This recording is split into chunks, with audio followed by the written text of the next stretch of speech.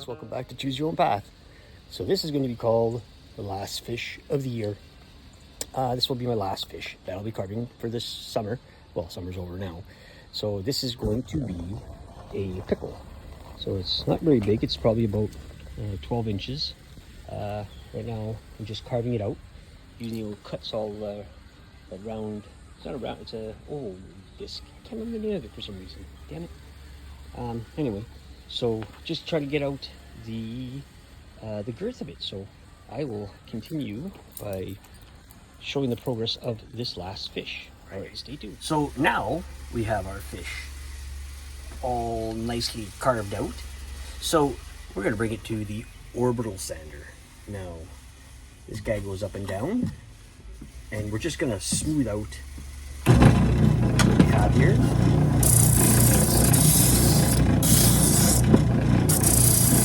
Best tool ever.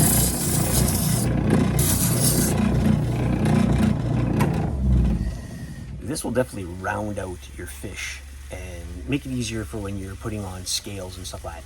So I'll keep on doing this, and yeah, I'll be back.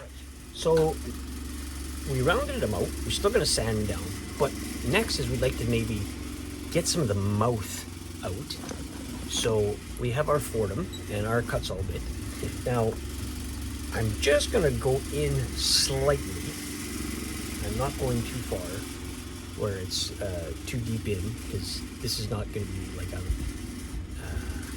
I'm not going to cut the head off like I did last time. So I'm just going to pull the vacuum off. So just to get in there, wear safety glasses, guys. I'm telling you to wear them, I'm not wearing them. It's very important. You never know. If it gets in your eyes, you're done. So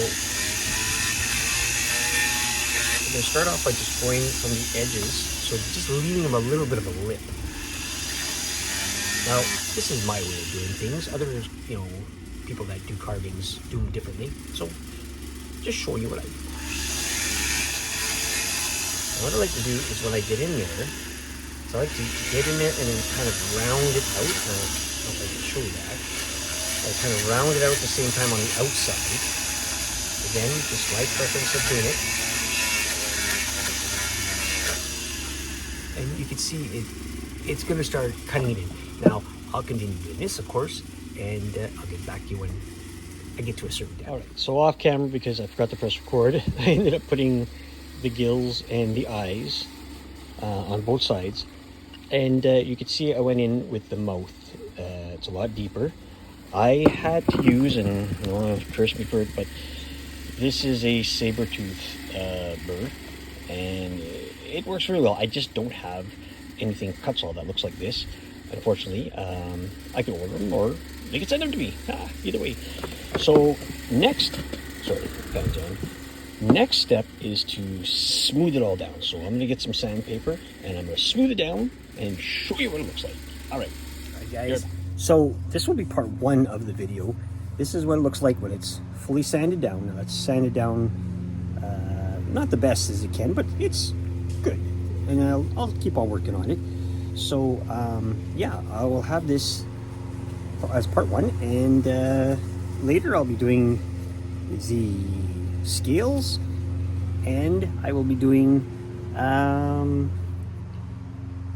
the fins, and then on to the paint. So it may be a 3-part, hopefully not, but it is the last of my year's fish carving, because it's at the end of September, and when it comes up to the end of September, it gets cold out here in Canada, and I don't work in the shop when it's cold. So the channel will be primarily doing 3D printing and stuff like that. Hope you can stick around and join me for that and go from there, but it's looking pretty good. I really like how this piece here, this is the stain. Again, I didn't say what this was. This is cedar from my deck in the front. It was old, so I replaced it, and I kept all the boards.